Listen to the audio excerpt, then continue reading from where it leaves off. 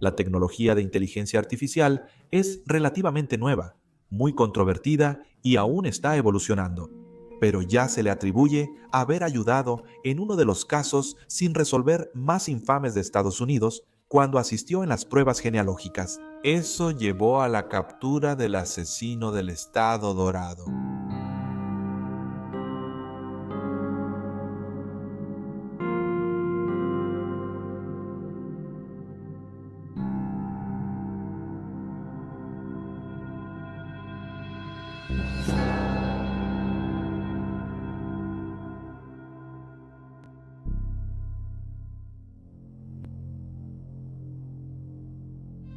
El asesino del Estado Dorado es uno de los asesinos seriales y violadores más prolíficos de Estados Unidos. Sus crímenes comenzaron en 1973 cuando era conocido como el Saqueador de Visalia, llamado así porque robaba a los ciudadanos en la ciudad de Visalia, California. Durante estos allanamientos, mataba a golpes a las mascotas de la familia, revisaba o destrozaba los muebles, esparcía la ropa interior de las mujeres y robaba objetos que no eran particularmente valiosos. Tenía la costumbre de dejar objetos de alto valor a la vista. Disfrutaba robar monedas históricas, aretes sueltos, medallones, armas y municiones, y durante un periodo de aproximadamente 20 meses cometió hasta 120 robos, además de un asesinato. Más tarde, después del arresto de uno, Joseph D'Angelo, aunque los investigadores señalaron que no hay pruebas de ácido desoxirribonucleico que lo vinculen a estas escenas del crimen, están firmemente convencidos de que él es el responsable.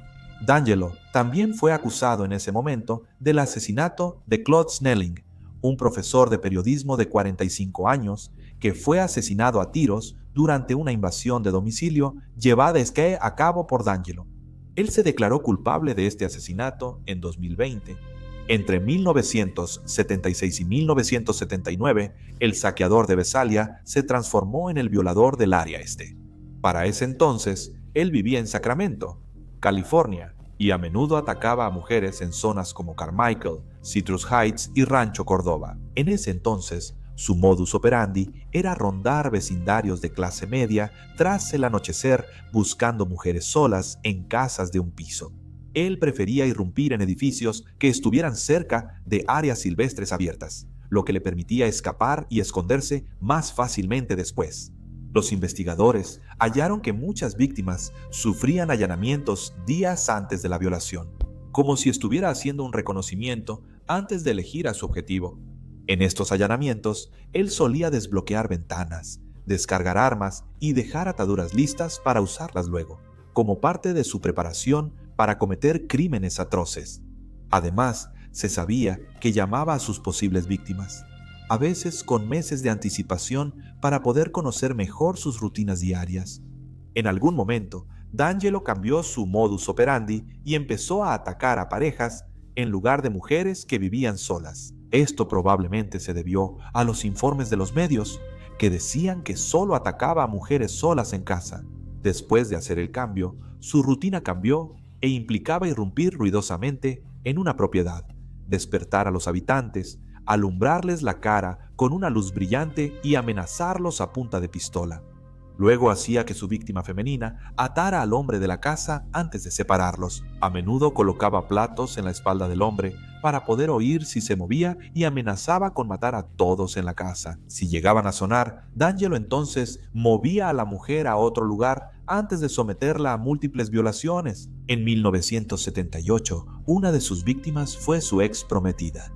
Ella fue su víctima número 37 de violación y él le dijo: «Te odio». Bonnie D'Angelo cometió su siguiente asesinato también en 1978 cuando mató a Brian Keith Maggiore, de 21 años, y a su esposa, Katie Lee Maggiore, de 20 años. Ellos estaban paseando a su perro en el área de Rancho Cordova el 2 de febrero cuando fueron confrontados por el violador. No está claro qué palabras se intercambiaron entre los tres antes de que la pareja huyera del lugar, pero D'Angelo los persiguió y finalmente los mató a tiros. D'Angelo cambió de nuevo entre 1979 y 1986, cuando dejó de ser el violador del área este y se convirtió en el acosador nocturno original. un asesino serial que recorría las calles de varias ciudades del sur de California en busca de víctimas. Se mudó recientemente a la zona y su primer intento de asesinato fue el 1 de octubre de 1979, cuando entró en la casa de una pareja en el condado de Santa Bárbara. Afortunadamente, la pareja pudo hacer suficiente ruido cuando D'Angelo salió de la habitación, lo que hizo que sus vecinos acudieran en su ayuda y obligaran al atacante a abandonar la escena. Meses después, D'Angelo cometería sus primeros asesinatos exitosos como el Original Night Stalker al matar a Roberto Offerman y Deborah Manning en la misma ciudad. Los asesinatos fueron el 30 de diciembre y Deborah sufrió agresión sexual antes de morir, algo que era común en los crímenes del Original Night Stalker. La mayoría de sus víctimas murieron por disparos o golpes. En este caso en particular, los vecinos escucharon disparos.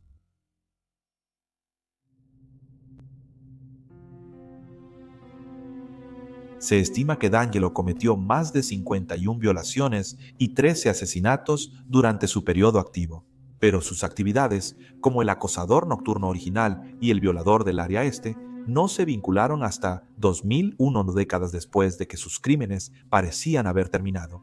El ácido desoxirribonucleico confirmó que el mismo perpetrador fue responsable de ambos conjuntos de crímenes. Los investigadores del violador del área este buscaban a un hombre blanco joven de 1.75 metros y talla 9 de zapato. También teorizaron que tenía entrenamiento militar o en las fuerzas del orden. Sin embargo, como la mayoría de los crímenes ocurrieron en los años 70 y 80, hubo poco avance en el caso. El ácido desoxirribonucleico apenas comenzaba a ganar relevancia en la última década. Así que gran parte del progreso en el caso no ocurrió hasta la década de 2010. En junio de 2016, el FBI publicó nueva información sobre el caso, incluyendo detalles previamente no revelados y retratos hablados. Ofrecieron unas $50,000 por información. Varios sospechosos fueron investigados y descartados a lo largo de los años. Brett Glasby, originario de Goleta, condado de Santa Bárbara, fue uno de los primeros sospechosos en los casos iniciales del acosador nocturno. Sin embargo, fue asesinado en México en 1982 antes del último asesinato del perpetrador, que fue el de Janelle Cruz, de 18 años, ocurrido en Irving el 4 de mayo de 1986. Esto llevó a los detectives a descartarlo como sospechoso. Otro sospechoso fue Paul Corfett Schneider. Schneider es un miembro de alto rango de la Hermandad Aria, un grupo neonazi y de crimen organizado con sede en Estados Unidos que cuenta con hasta 20,000 miembros. Fue encarcelado por una variedad de delitos, incluyendo su participación en una operación de contrabando de drogas y el asesinato de un ayudante del sheriff en el condado de Sonoma en 1995. Sin embargo, es más conocido por la muerte de la jugadora de lacrosse, Diane Whipple, asesinada por perros en San Francisco en 2001. Los dos perros que la mataron pertenecían a Schneider, quien estaba en prisión en ese momento. Dejó a los caninos al cuidado de sus abogados, quienes eran esposos. Durante varios asesinatos del Original Night Stalker, Schneider residía en el condado de Orange, donde ocurrieron los crímenes. Sin embargo, el ácido desoxirribonucleico lo descartó en los 90. Otros dos sospechosos en el caso del Original Night Stalker de La Oreja fueron Joe Alsip y Gregory González. González fue a un centro de rehabilitación de drogas, donde también estuvo la última víctima, Janelle Cruz, y un policía informó a los detectives que González confesó haberla matado. Fue arrestado, pero los cargos se retiraron cuando una prueba de ácido desoxirribonucleico probó que no estaba involucrado. Alsip era socio comercial de Lyman Smith, abogado de 43 años, hallado muerto en su casa en 1980. Su esposa, Charlene Smith, de 33 años, había sido violada y asesinada en la residencia. Un pastor que conocía a Alsip dijo que en una sesión de consejería, él confesó el asesinato de la pareja y luego Alsip fue procesado por los crímenes en 1982. Pero luego retiraron los cargos y en 1987 el ácido desoxirribonucleico lo descartó de la investigación. A finales de 2017, las autoridades recurrieron a pruebas de genealogía para intentar identificar a su asesino. Al principio, se identificaron parientes muy lejanos, familiares que vivieron en el siglo XIX, lo que permitió a los expertos crear varios árboles genealógicos. En este caso, se crearon alrededor de 25 árboles genealógicos después. Usando la información que tenían, la lista de posibles sospechosos se redujo considerablemente. Y finalmente, los detectives se enfocaron en un hombre llamado Joseph James D'Angelo, un exoficial de policía de California.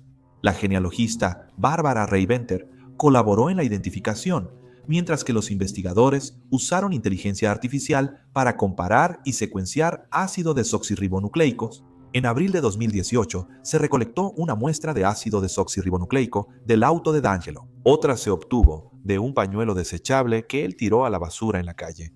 Ambas muestras coincidieron con las de Ears/Ons.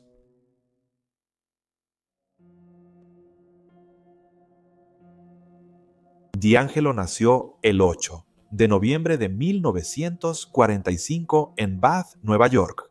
Él es uno de los 4 hijos de Kathleen de Groat y Joseph D'Angelo Sr. Este último fue sargento en el ejército de los Estados Unidos. Según los miembros de la familia, la vida de los niños fue bastante turbulenta. D'Angelo vio cómo su hermana Connie fue violada por 2 aviadores en un almacén de una base de la Fuerza Aérea de Estados Unidos en Alemania Occidental. Cuando era joven, su propia hermana, Rebecca, declaró que a menudo fue sometido al abuso de su padre mientras crecían. D'Angelo obtuvo su certificado general de educación en 1964 y jugó en el equipo de béisbol escolar. La fiscalía después alegó que incluso en su adolescencia tenía problemas, mostrando señales comunes en asesinos seriales a esa edad, como robos, allanamientos y tortura o muerte de animales. A los 18 años tras dejar la escuela, D'Angelo se unió a la Marina de los Estados Unidos. Sirvió durante 22 meses en la Guerra de Vietnam en varios barcos. Antes de regresar a los Estados Unidos, se mudó a California, donde se inscribió en el Sierra College en Rocklin y obtuvo un título en ciencias policiales. Luego asistió a la Universidad Estatal de Sacramento, donde obtuvo un título en justicia criminal. Tomó cursos de posgrado adicionales y entrenamientos policiales en Visalia antes de completar una pasantía en el Departamento de Policía en Roseville. Entre 1973 y 1976, trabajó como oficial en la unidad de robos en la ciudad de Exeter. Entre el 76 y el 79 fue asignado a trabajar en Auburn. Durante ese tiempo fue arrestado por robar un martillo y repelente para perros. Según los informes, le dieron 6 meses de libertad condicional por el delito y perdió su trabajo. Respondió a su despido furiosamente, amenazando con matar al jefe de policía y acosándolo a él y a su familia. Cabe destacar que el comportamiento de D'Angelo hacia las mujeres, como el Aarons, era similar al tipo de violencia que mostraba en su vida cotidiana. En 1970 empezó a salir con Bonnie Colwell, una estudiante de enfermería a quien violaría en su casa en 1978, pero ella terminó la relación al año siguiente. Debido a su abuso y comportamiento manipulador, le exigió que lo ayudara a hacer trampa en un examen de psicología. Incluso después de terminar, intentó forzarla a casarse amenazándola con una pistola.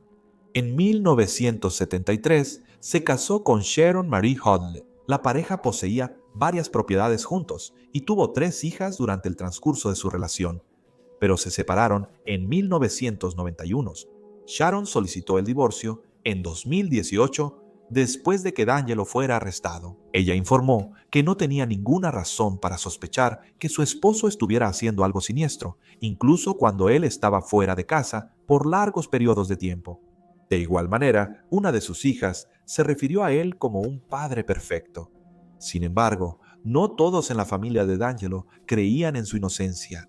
Su cuñado recuerda que él solía mencionar al violador del área este al azar en las conversaciones durante los años 70, algo que le parecía extraño. Sus vecinos también reportaron varios casos de mal comportamiento, como arrebatos de ira y ataques de furia. Un vecino contó que una vez recibió un mensaje telefónico suyo, donde amenazó con entregar una carga mortal, todo porque su perro había estado ladrando. Durante años, D'Angelo tuvo empleos fuera de la policía, principalmente como mecánico de camiones entre 1990 y 2017, año en que se jubiló. D'Angelo fue arrestado el 24 de abril de 2018 por agentes del alguacil del condado de Sacramento. Lo acusaron de 8 homicidios en primer grado con circunstancias especiales. El mes siguiente se sumaron 4 cargos más de asesinato. No pudo ser acusado de las violaciones ni de los robos que cometió al principio de su carrera criminal porque el plazo de prescripción ya había expirado. Pero en total fue acusado de 13 cargos de asesinato y 13 cargos de secuestro. Se declaró culpable de los 26 cargos para evitar la pena de muerte. Y en agosto de 2020 recibió múltiples cadenas perpetuas sin posibilidad de libertad condicional. Actualmente está encarcelado bajo custodia protectora en la prisión estatal de California en Corcoran y tiene 80 años. Y ahí tienes los hechos. Por favor, deja un comentario aquí abajo con tus propias opiniones y reacciones y recuerda darle like a este video y suscribirte para apoyar el canal. Gracias por ver. Mantente alerta, mantente seguro y nos vemos la próxima vez.